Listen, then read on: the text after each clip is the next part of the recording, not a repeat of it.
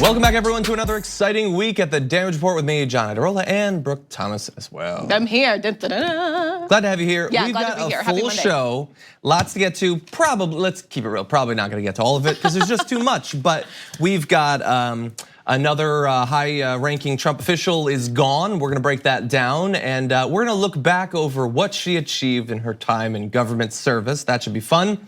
Let's see, we've got two awesome guests. We're gonna be breaking down possible new immigration czar and all the reasons we should be a little bit worried about what that individual might do in that role. So Greg Palacios is gonna be joining us later on to break that down. And then voter ID. What's the big deal? Just get the ID, right? No well, biggie. sometimes not so easy. And so Kat Calvin, an activist, is gonna join us to break down the difficulties that she and a group of people had in getting IDs for people. A great demonstration. Exactly, Right. exactly. And so we'll be talking about that too. Oh, plus Ilhan Omar targeted with death threats, and then attacked immediately after by, well, you'll see in the C block. So why don't we jump right into it? So much to get to. Kirstjen Nielsen is out. She didn't make it through the weekend, and she joins the long, ever-growing list of Trump officials who last, 10 days or 6 months or maybe 1 year, and then they transition out. And so she sent a letter announcing her resignation. Of course, the first indication we got of it was not a resignation letter, as is traditional. It was a tweet from Donald Trump. She wasn't given the respect to be able to announce her own resignation. He fired her on Twitter. So this is what she said once we made it through Twitter though. She said, "I have determined that it is the right time for me to step aside. I hope that the next secretary will have the support of Congress and the courts in fixing the laws which have impeded our ability to fully secure America's borders and which have contributed to discord and our nation's discourse." So even in her firing, and we'll break down how that came about, she is very much sticking with Donald Trump. Like, she's being pushed out effectively because she wouldn't give him enough of what he wanted. But even in her firing, she's implying that the big issue is not that he has impossible asks on the border, because what he wants to happen there has no relationship with what's actually going on vis-a-vis American immigration and our government. She's saying it's Congress and the courts, they have broken the immigration system, and that is why she hopes, she's stepping down, but she hopes that they will reform in the future. So, I mean, you only have two options after you put children in cages, basically. You, on one hand, have the president who doesn't like you anymore, even after you did his dirty work, which I don't believe that it's even fair to call it his dirty work, because I think you have to be a certain type of person to even sign your name to that. So you know what I mean? But oh yeah, we're gonna talk about her legacy in a little bit. Right, so you either support the man who no longer likes you, or you go over here where, with basic humanity, where no one has any time for you. So it's like her only hope is to just try and kiss up. Yeah, and it's so the only possible side that will accept her. Exactly, she could try to make amends in some way, and I'm sure she'll write a book at some point where she will pitch herself as I was behind the scenes, I was working, I was trying to make things better. But on her way out, there's no apologies. We would have gone even farther, but the legislature and the courts screwed us over. That's what I'm getting out of her. So how did this resignation come about? Well, she had a meeting a few days ago with Donald Trump, and she'd requested the meeting, quote, to plan a way forward at the border, in part thinking, I love this sentence because it's so naive. In part thinking she could have a reasoned conversation with Mr. Trump about don't finish the sentence, about anything. It's impossible, it's not gonna happen. So she thought she could reason with Trump on the border and immigration. Of all the things, that's probably gonna be the hardest. She came prepared with a list of things that needed to change to improve the relationship with the president. But despite this meeting and several stories that recently she had been, her working relationship with Donald Trump had apparently been improving, she never learned how to manage him, which puts her in company with everyone else in the world. Nobody knows how to manage him. He often felt lectured to by Miss Nielsen. I bet he felt lectured to quite a bit by a lot of people throughout his life, particularly women. I don't think he likes people lording it over him, that they know. You could say either more about him, that they know anything. He doesn't like that. He goes with his gut instead.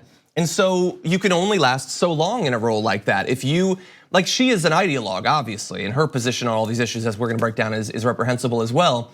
But she thought, I actually care what's going on. I have a reasoned policy, I'm gonna break it down to him. Who do you think you're working with? She doesn't know Donald Trump after all this time. Yeah. So she is apparently out. Now, that's not even necessarily the biggest news. I mean, she's out. There's this big power struggle going on about who is going to succeed her at the Department of Homeland Security. Apparently, he has someone in mind, but there is actually a line of succession. And so to get the person that Trump wants, they have to fire somebody else who says that they have no intention of stepping down. So there's gonna be even more bloodshed in all of this before he gets who he wants. But it adds to the list of government agencies that are operating with only acting secretaries, including the Department of Defense. They no longer need, it's like in the past, you go through Congress, you put your person forward, they testify, they're asked questions. It's generally a formality. You generally get whoever you want anyway, especially when your party still controls the Senate. But at least they have to explain themselves briefly before the country. They have decided apparently that they're not going to do that going forward. They will have acting secretaries. They won't actually try to confirm anyone anymore. And so another sort of plank of democracy is just fallen by the wayside. Right. Yeah, and so let's go to potentially even bigger news here. So she's out, obviously that's big news. But apparently the policy that she has rightfully received the most criticism for throughout her time in government and will continue to, both for the rest of her life and also for the rest of this block as we're gonna continue to talk about her. Yeah. Family separation is gone, sort of. I mean, we're still feeling the effects of it, but he apparently is looking to bring it back. Right. He's apparently for months urged his administration to reinstate large-scale separation of migrant families crossing the border. According to 3 US officials with knowledge of meetings at the White House, he's been pushing this policy since January. Maybe, this is probably being more charitable than we should even be, but maybe she has been cautioning against that, considering the strike back from the media and activists and all of that. The fact that it obviously hurt them in the last, the midterm elections. But he has been, since he lost control of the House, I don't think that's a coincidence, it started in January. He's been pushing, you know what, let's go back to possibly the worst policy we've had during his time as president. And also I think that it's important, there's no honor in her position on this. And it seems like as the NBC report that broke this morning, that was the final straw between the two of them. Like he wants to bring it back and she's pointing out how ridiculous it would be for him to rescind his own executive order. That was really just for show anyway. But not that, because before any of this ever happened, it takes nothing to say, you know what? This is a terrible idea. This is heinous, this is disgusting. This is not how we should treat human beings. And she moved past that and has been defending this. And I think she's tired of the disgust she's getting as a response. Not that her position on putting children in cages has changed, but just that her willingness, right, to get beat up for it has changed. And so that's why I say there's no honor in it necessarily, because you don't just all of a sudden, as a grown woman, have to learn that what they all signed up for and signed on to do was terrible. Yeah.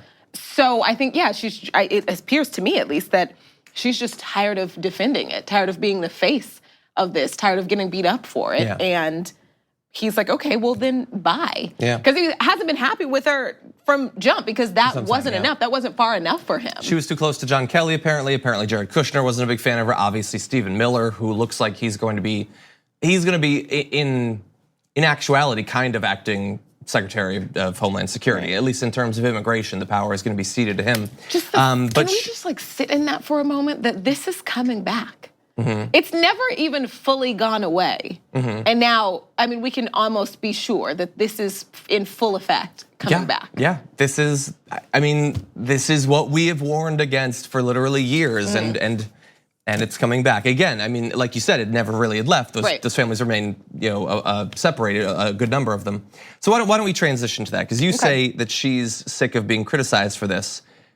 Kirstjen Nielsen, you better buckle up. Because if we have anything to say about it, that's the rest of your life, basically. That's the rest of your career. Kirstjen Nielsen, what is her legacy going to be? The media is sort of writing that right now in real time. And look, there are a lot of people on the mainstream media that are willing to give her the benefit of the doubt and to, this sort of rose-tinted view of what her time as head of Homeland Security was. Let's show you a video. This is gonna be Fran Townsend, former Homeland Security advisor to President Bush, on TV to try to get out ahead of criticisms of Kirstjen Nielsen. She's done her level best. I think she's worked tirelessly to sort of implement the president's agenda. But it's been a tough road. She's had a difficult 16 months. She's defended policies that she at times, I think, was questioning. And so, look, she served well. I think it's a relief for her to be able to get out and move on.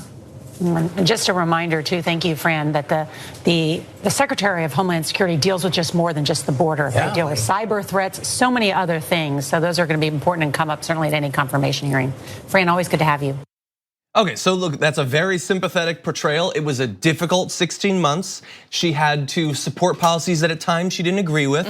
And then, hey, everybody, she deals with more than just the border. Why you're getting so hung up on the kids in cages? She does cybersecurity too, because we know the US government has taken that so seriously over the past 2 years. Seriously. And so that is what I'm seeing on TV, though. You guys are being too hard on Kirstjen Nielsen. Yeah, I think you have to put things in perspective, and it's almost like comical to talk about how difficult her life has been as like part of the White House administration. Yeah.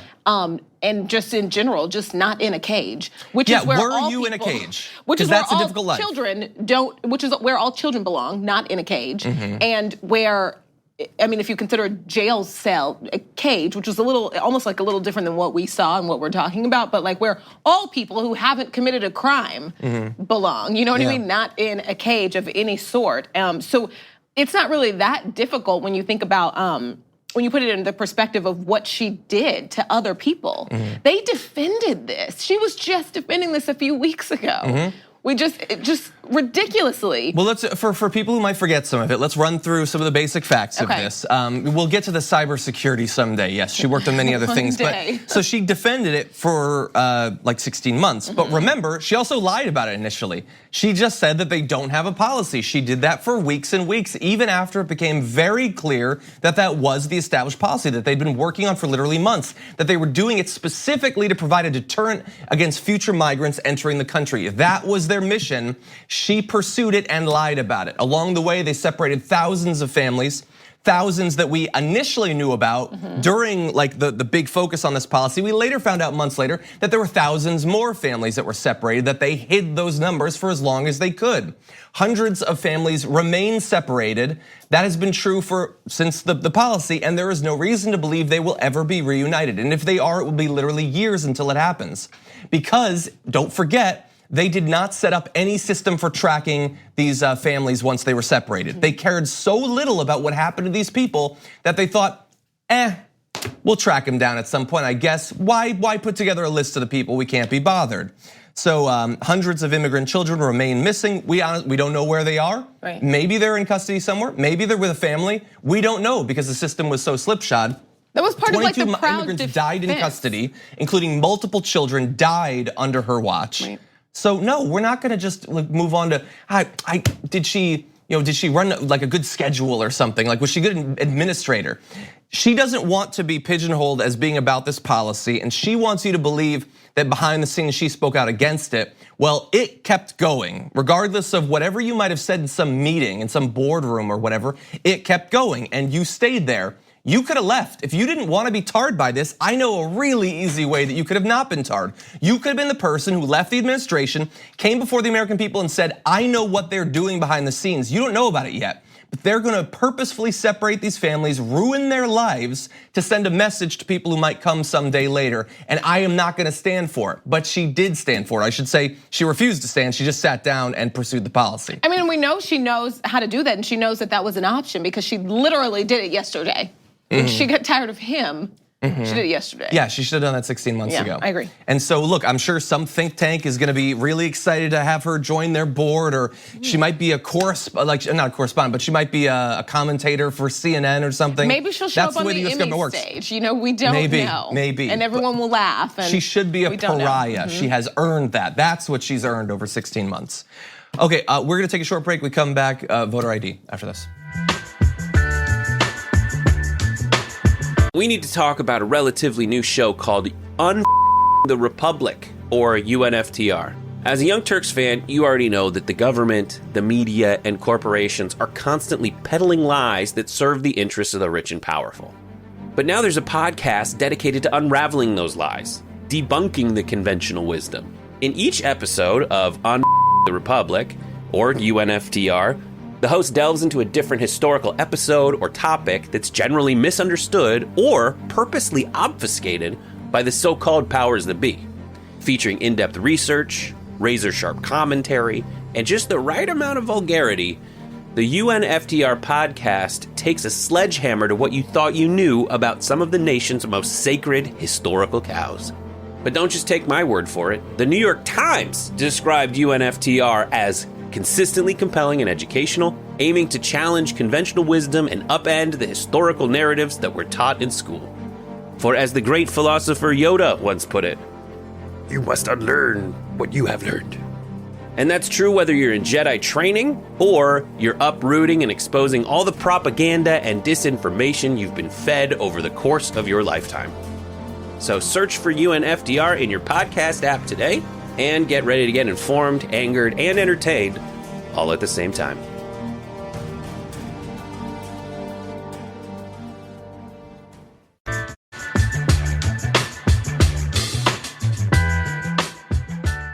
Defenders of voter ID often talk about ID as something that everybody should already have. They're shocked that everybody doesn't, and why is it so difficult to just go and get it? Well, it turns out not always so easy, and joining us now to break down how hard it can be, Kat Calvin, founder of Spread the Vote US and Project ID US. Kat, welcome to the Damage Report. Hi, thanks. Great to be here. Very glad to have you here. So you recently had an incident where some people were trying to get IDs, and it started a very involved process. Can you break that down for us? Sure. So at Spread the Vote, we help people get IDs in voter ID states. So like you said, most people think everyone has an ID. Actually, 11% of eligible voters in America, 21 million people, don't have photo ID. Wow. And for anyone who's ever had to go to the DMV, you know it's not easy. Beyond just the insane lines, you need birth certificates and proofs of identity and residency and money, and a lot of things that are really tough, and particularly for that 11%, because if you don't have an ID, you can't work. And so on top of all of the other things you can't do with an ID, get food from a lot of food banks, nights in shelters, medical care, et cetera. You don't have the job you need to pay for those documents. So we help people pay for all of those things, obtain those documents, and take them to the DMV. We have a really incredible field staffer in Memphis, Tennessee, Chandra, who she's such a beast that sometimes I have to call her and say, Chandra, are you making up these numbers? Because she gets 20 to 40 IDs a week at least. And she goes to the DMV, to different DMVs around Memphis, wherever is most convenient for her clients. For a lot of them, it's the downtown motor. And I was there last week and had 18 people who she was helping. She sort of goes a couple times a week and people meet her there. And I think there was a combination of her having quite a few people and being there regularly. The clerks know her, sometimes send her people who show up at their desk and don't have the money for the IDs, and they'll say, go talk to Chandra.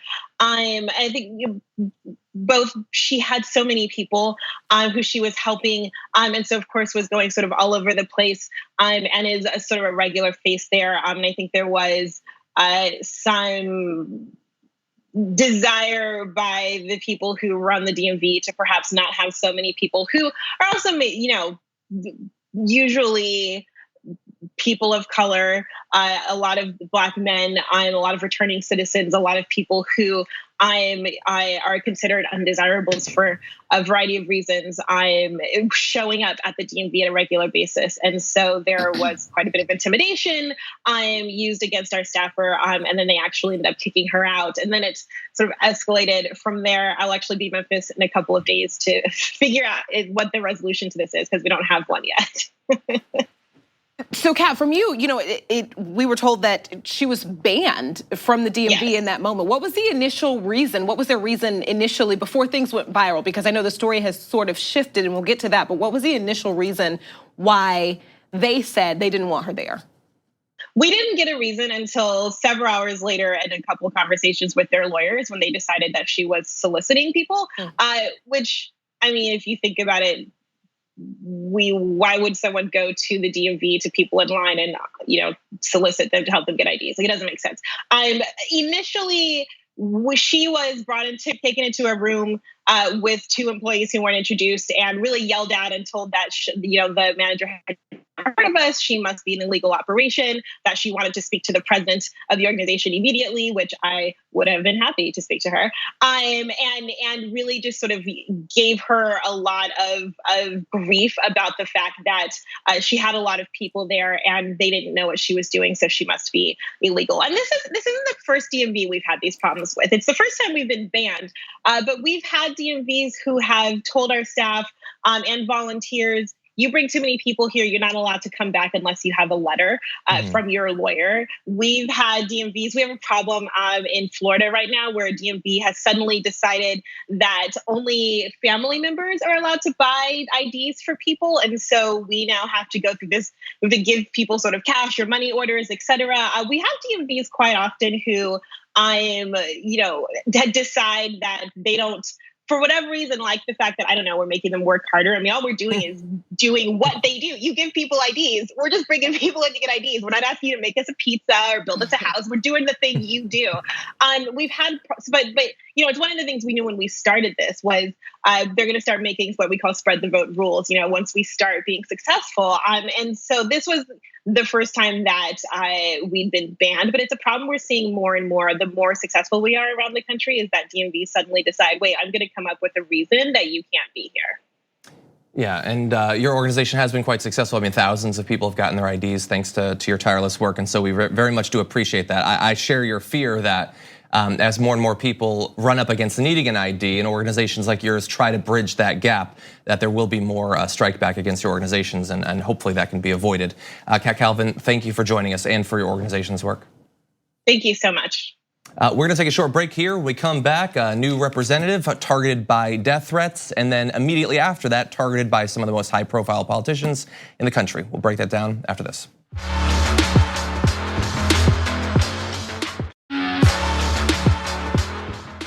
New Representative Ilhan Omar has found herself the target of a lot of people's ire in her couple of months as a representative. Right-wing media talks about her quite a bit. Right-wing politicians have her as one of their main punching bags. And now she's also receiving death threats. Federal prosecutors announced last Friday that a man named Patrick Carliano Jr. was arrested after placing a threatening call to her office in Washington, D.C. last month. The FBI said in a criminal complaint that Carliano called Omar a terrorist and threatened to shoot her. One quote that he said, "Do you work for the Muslim Brotherhood? Why are you working for her? She's an effing terrorist," this is to one of her staffers. "I'll put a bullet in her effing skull." He apparently told the FBI once they tracked him down that he's a patriot who, quote, loves the president and that he hates radical Muslims in our government. And he is armed to do something about it. He had a .22 caliber rifle and a shotgun in his home. And he was calling representatives and threatening to assassinate them. Now, I don't find this particularly shocking. Right, at all. Like the right wing has been so emboldened to at least act out and in some cases start plots to assassinate people in media and politics that they have been told are their enemies or the enemies of the people. And we're gonna go to a little bit of the rhetoric about Ilhan Omar in particular in just a little bit, but I want you to understand what happened immediately after this death threat. So the news of the death threat goes out, seems like serious news to me. And that same day, Donald Trump is he's addressing a group, and here is what he had to say. And a special thanks to Representative Omar of Minnesota.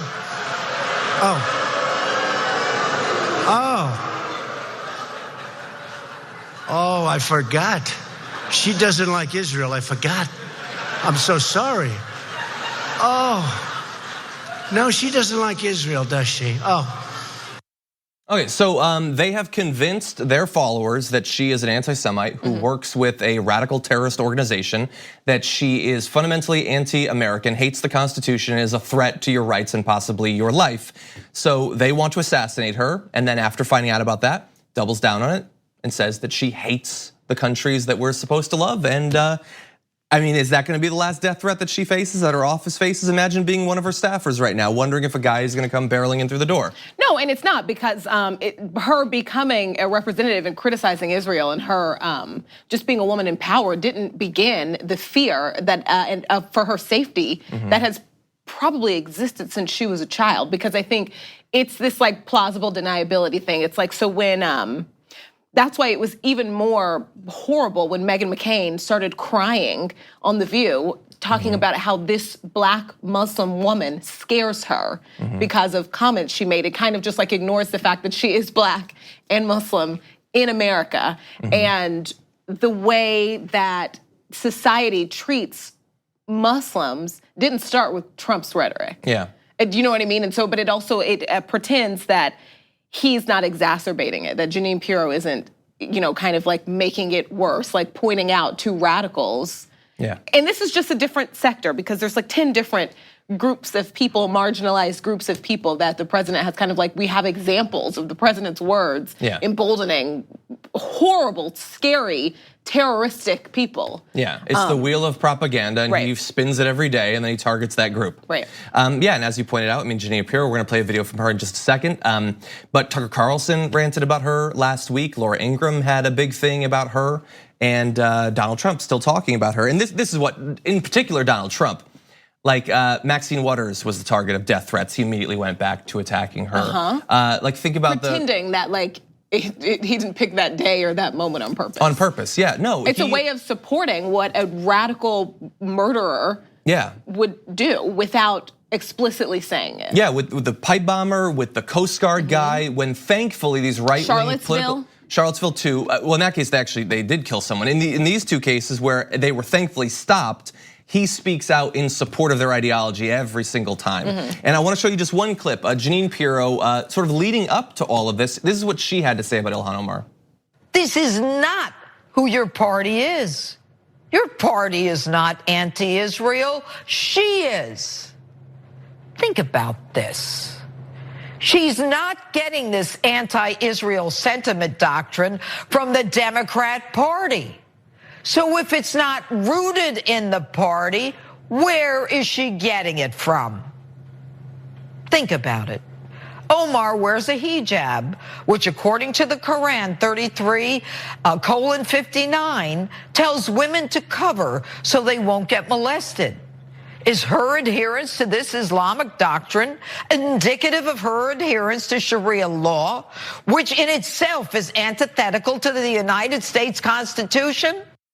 Okay, so she, for declaring that Ilhan Omar abides by Sharia law and wants to destroy the US Constitution, fundamentally un-American, she lost her show for a week or something, maybe like 10 days, and now she's back on.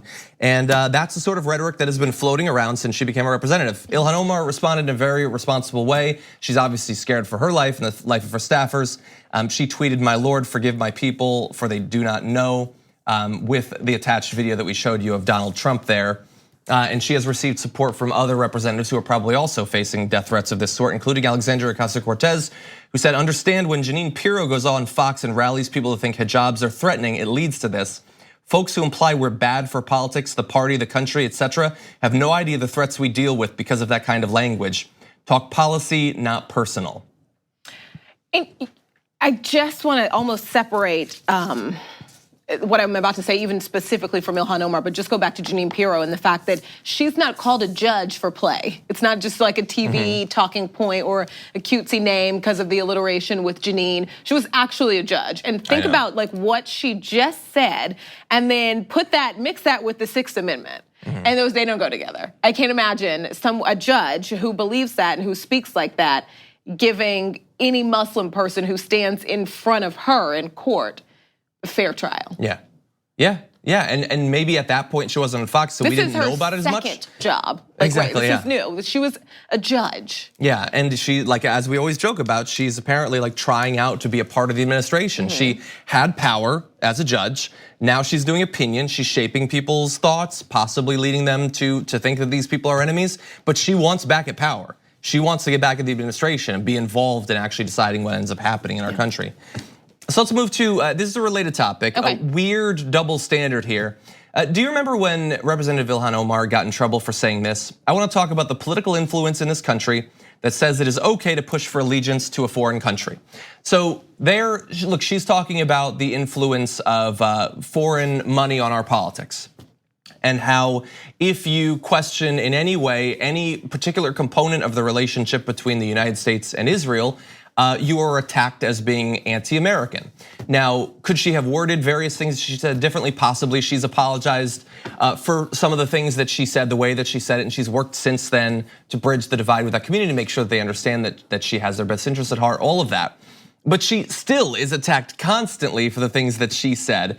And what's interesting is that this weekend, that whole dual loyalties thing, which is a trope that has been used to attack Jewish Americans for a long time, came up in an interesting context and is not receiving so much scrutiny, possibly because of the person who said it, and here he is.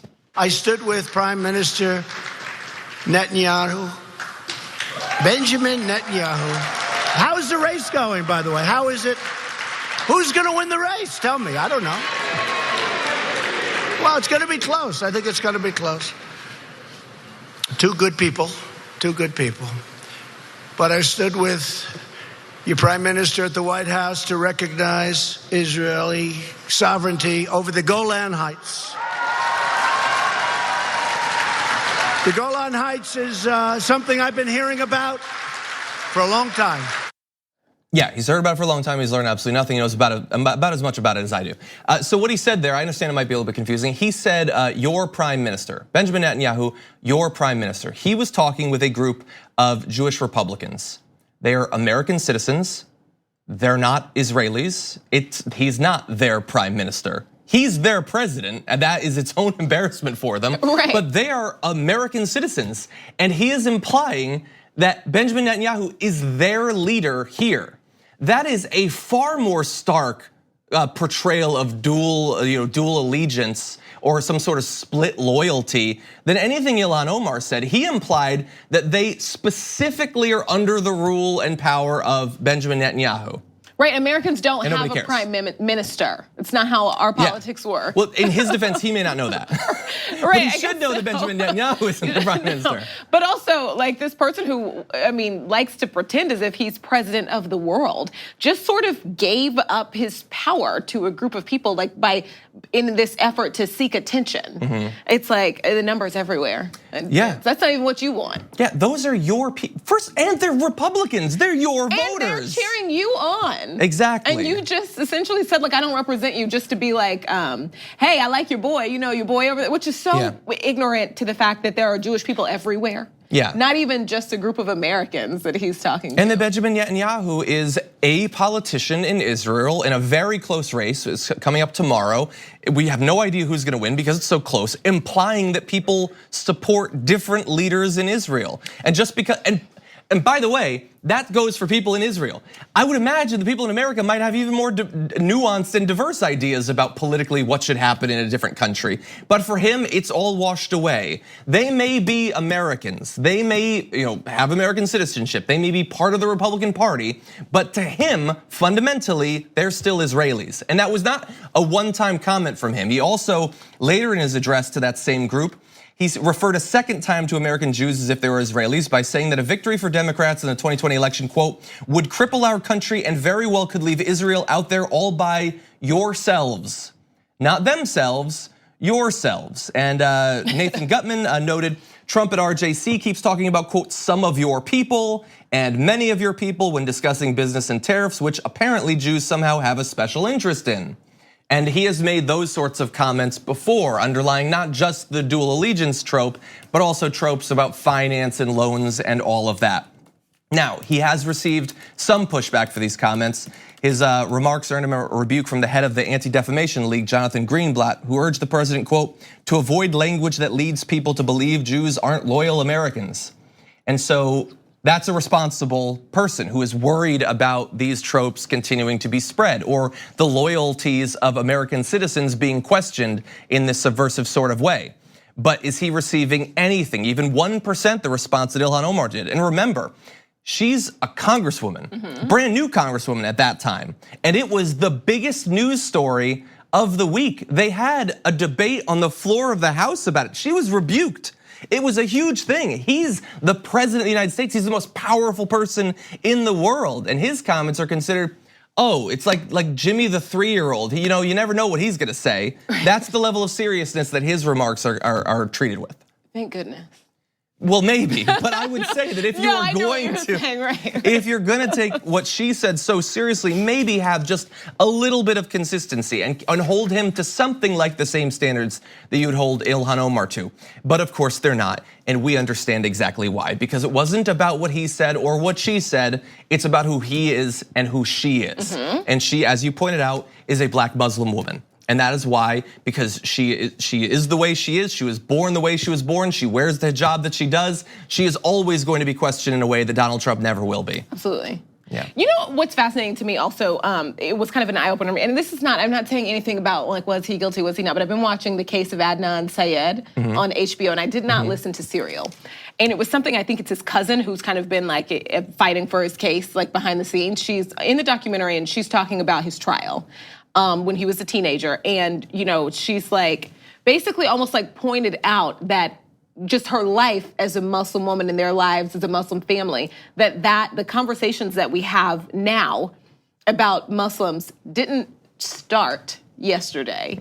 Like that they face the same type of discrimination, 20 years ago. He's been in prison for 20 years. Yeah. And kind of pointing out examples of how that what am I trying to say? Like how that, cast a shadow over the trial. Even back then, yeah. Even back then, Yeah. right. And so it is, fascinating that, for her, this is Monday. Yeah, exactly. And there's an interesting parallel there. If you are Muslim American, you're Muslim and you're an American, okay? And nobody gets to question your devotion to the country that you chose to come to. The same for Jewish Americans. Yeah, they're Jewish and they're American. And they can have whatever views they want to have about the politics of America or any other country. And we don't get to question whether they're sufficiently American in the way that Donald Trump so blatantly did there. Yeah. These are our country people. These are our people, and we should treat them that way. Okay, we're gonna take a short break. We come back, more to get to after this.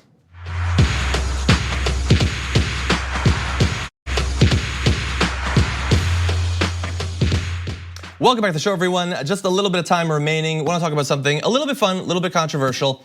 Bernie Sanders recently was asked a question at one of his town hall meetings about whether we should allow not only people who have like former felons who have paid their debt to society to vote, which is for some reason a controversial thing in America, but for people to be able to vote while in prison. And this is what he had to say. He said, I think that is absolutely the direction we should go.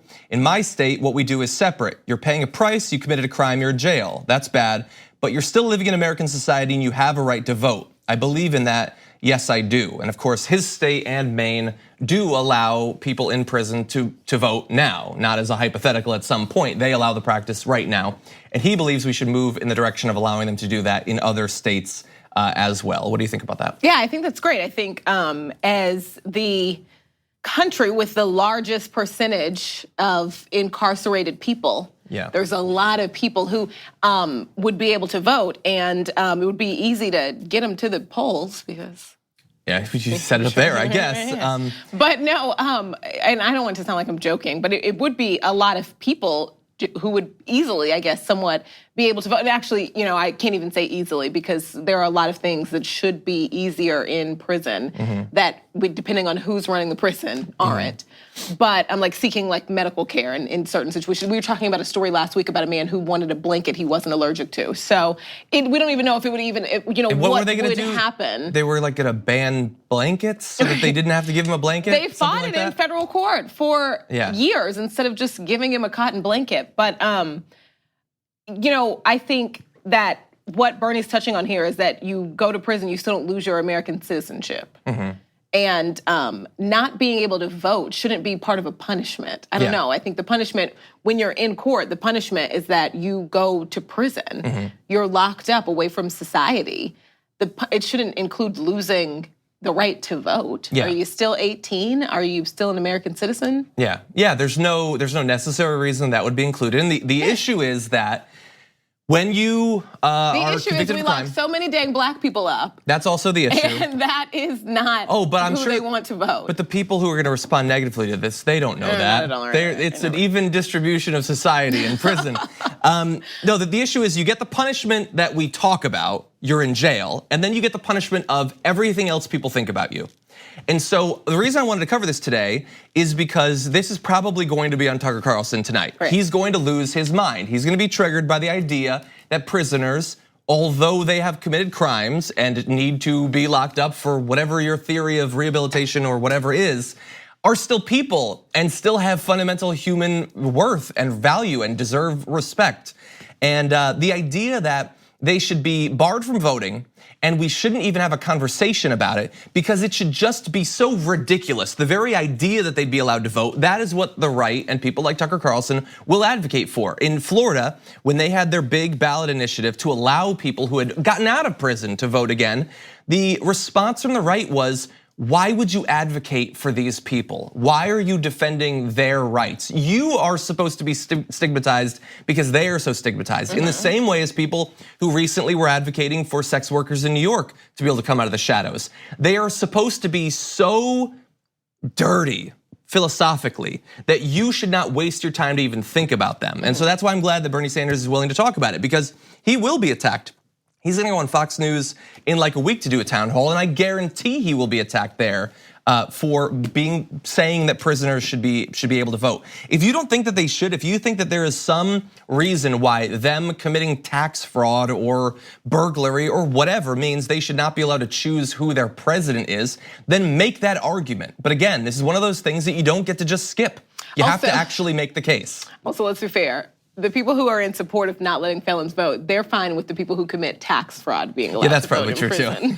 I just said a couple crimes that came to my mind. Right. Yeah, it's the people who were found with whatever. I don't even know the measurements of like crack cocaine. Inch. That rate is that what it is? 1 inch of crack cocaine. Yes.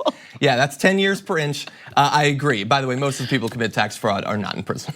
Right, there's that Probably too. doing okay. Some of them in the White House, actually. Although we'll never find out because their tax returns are the most secretive thing in the universe. I will gaze into the Ark of the Covenant before I'll see Donald Trump's tax returns.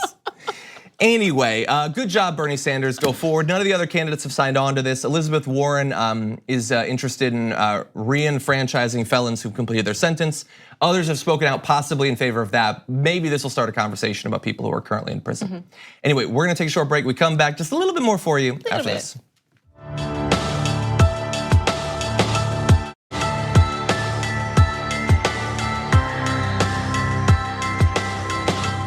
Okay, so we find ourselves without enough time to actually cover a story. So let's learn a little bit about each other. We're gonna cover each other. So you had something you wanted to reveal. Oh yeah, so we're gonna do our all-time favorite TV shows and guilty pleasure TV shows. Okay. Are you ready for this? I am. Can you guess? All-time favorite show? The Wire. Oh my God, that's right! No, it is? Yes. I just say that because everybody's favorite all-time show is The Wire. And wow. you know, a guy from The Wire is gonna be on the main show today. Who? I don't remember. Lance Riddick. Lance Riddick. Stop it. Yeah, oh my God, we just blew her mind. Yes, and stop it. Guilty pleasure TV show, Flavor of Love reruns. Okay. Oh God. Okay, oh. stop, don't do that, no. don't do that. Look, when we say guilty pleasure, you're supposed to reveal like kind of a reasonable guilty pleasure. It's one of the best TV shows that's ever existed, I'm sorry. My favorite is not gonna surprise anyone. Okay. I'm rewatching it right now. Game of Thrones. I think it's Game of Thrones. Okay. I really like it. I watched The Door again. I bawled at the finale of that episode. I've seen it before, I still bawled. I'm super excited. You cried? I did, Okay. I did. There's a thing, here's what you need to learn about me.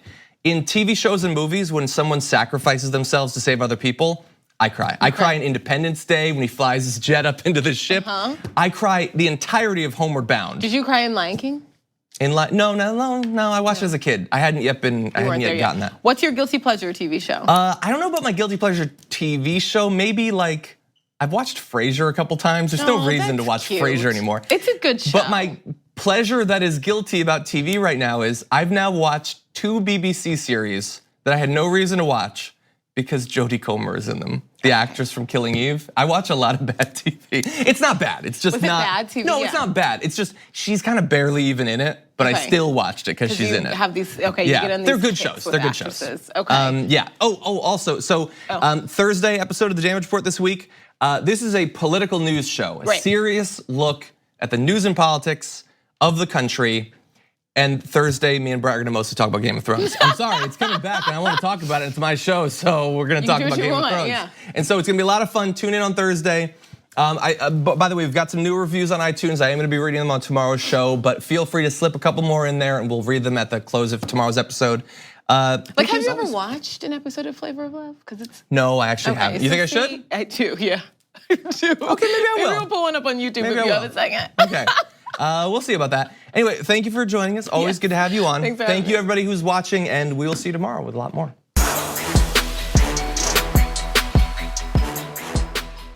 Thanks for listening to the full episode of The Damage Report. Support our work, listen ad-free, access members-only bonus content, and more by subscribing to Apple Podcasts at apple.co/TYT. I'm your host, John Adarola. I'll see you soon.